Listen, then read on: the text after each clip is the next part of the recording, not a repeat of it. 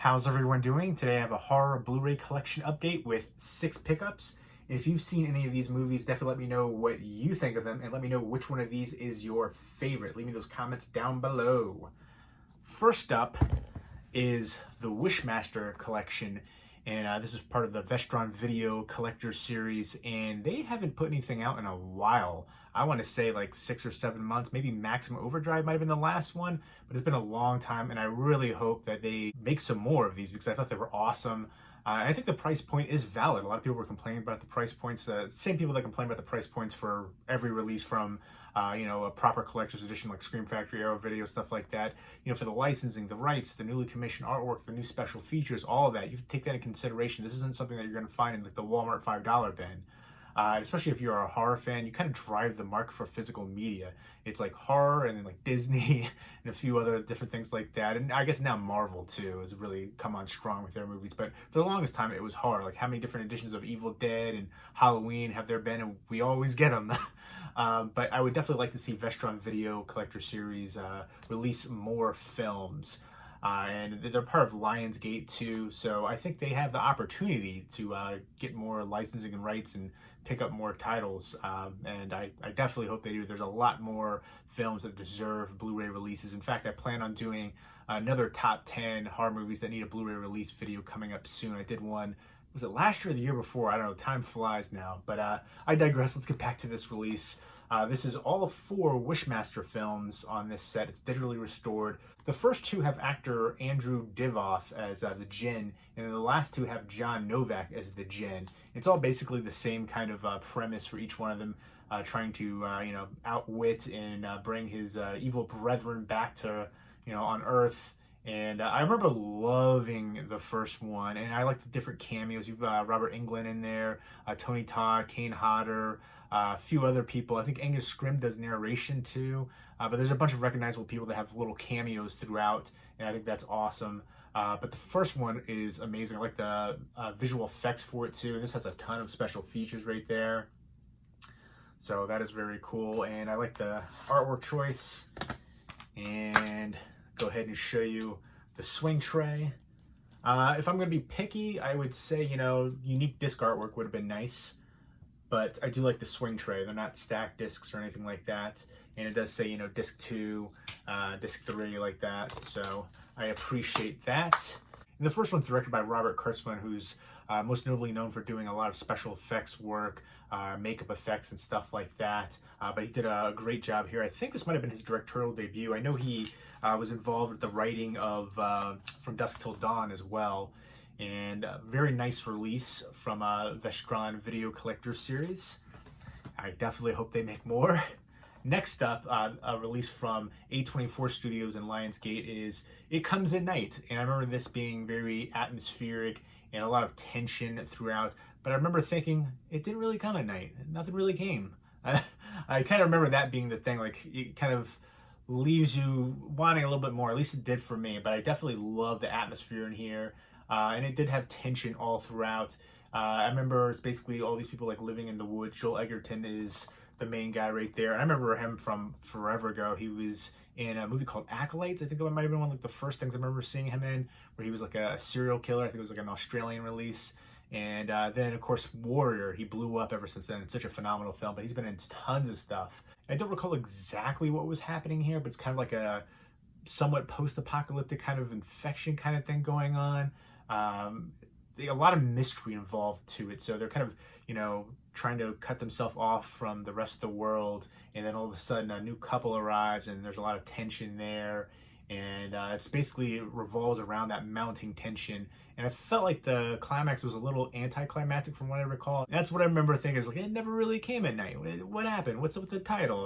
But I remember having really good tension, atmosphere, suspense throughout, and I'm looking forward to revisiting this one. Next up, The Walking Dead, Season 7 and then Season 9. I realized I don't have Season 8. I gotta get Season 8. I thought I had Season 8. I thought I was gonna have the whole lineup there, so I gotta get that one. But I stopped watching at Season 8, so I do have to check out the complete 9th season. For me, I love the show. I was super into it. And I feel like the past season, I haven't heard anybody talk about it. People were talking about Game of Thrones all the time and other different TV shows, but not Walking Dead. It was kind of shocking. It went from like your Facebook blowing up with all kinds of posts about The Walking Dead to just nothing. I think it partly has to do with the writing kind of went downhill. A lot of dramatic filler episodes, and then some things done for shock value, especially certain kills. And for me, like, they killed off all the characters I really cared about and became invested in.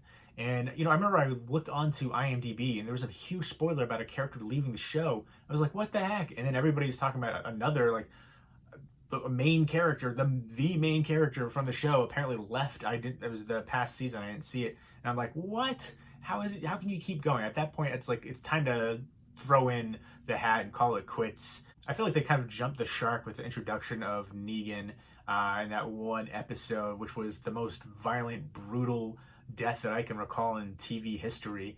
And I just felt like it was shock value. And after that, just kind of trickled off. But yeah, I'm going to give it a chance. I'm really invested. 8 seasons in, so I might as well check out the 9th season. Both releases from Lionsgate now, even though it says Anchor Bay on here for this one. They kind of took over their releases and it's Lionsgate now. But I'll go ahead and show you. This was the introduction season of Negan for season 7. You got all the stuff in here. There you go. The swing tray, which I definitely appreciate that. It's a 5-disc set. The 5th disc is the special features. And as a bonus right now, here you go. The digital copy for the complete 7th season. First come, first serve. You're welcome. Again, I'm going to check out season 9 because I feel like even though I'm complaining about it and I stopped watching, I feel like now that I have it on Blu-ray, I might as well sit down, especially since I've been so invested for so long into it. And yeah, let me know who your favorite character from The Walking Dead is. And do you continue to watch the show? I feel like I don't really hear anybody talk about it anymore. It's kind of shocking to that regard. There you go. There's the back, special features, and digital copy right there. And again, the swing tray. I love the way that they release these seasons like that. And the unique artwork too, the disc artwork. I think that's really cool, the different characters on here. And I don't even know who some of these characters are towards the end. So I guess I'll find out some new characters. But yeah, let me know favorite character, favorite episode, if you have a favorite episode, and if you still watch. And let me know what shows you're watching now. I feel like so many good shows have ended, and I feel like there's really not many TV shows I watch anymore. I usually just watch movies and sports. There's really nothing that I tune in for on TV. Like, I'll watch some Netflix series, but then I feel like everybody just binges them in a weekend and it's done.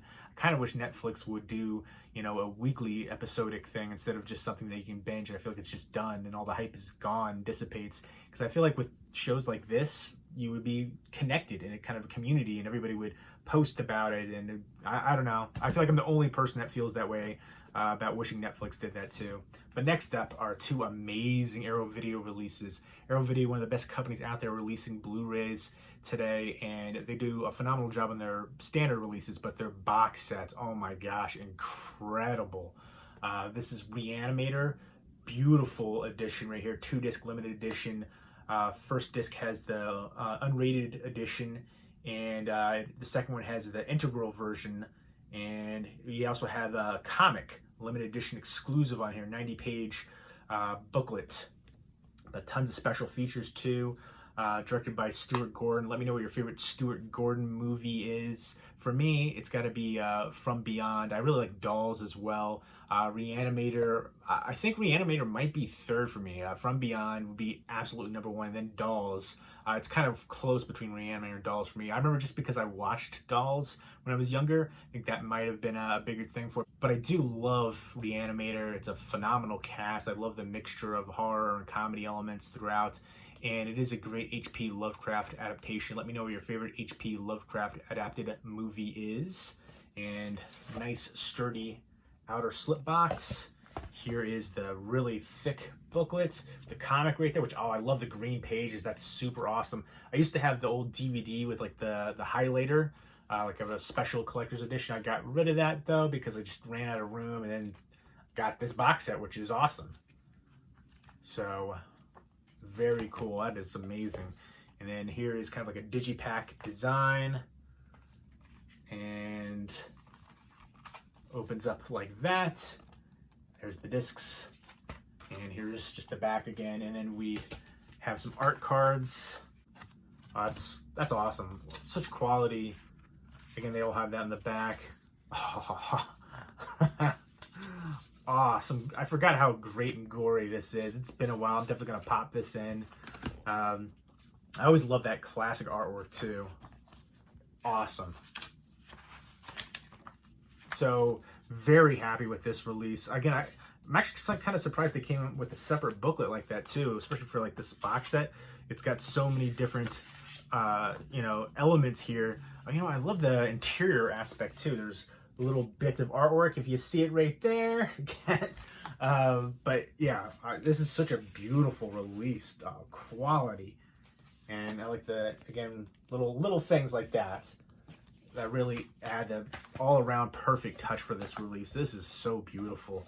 Oh my gosh, Arrow Video. I say this every time when talking about Arrow Video, but it's deservedly so. They do just such a phenomenal with the films that they choose to release, the transfers, the special features, newly commissioned artwork, reversible artwork, and then the box sets like this too. Little things like the disc artwork, and then for the standard releases, the clear cases.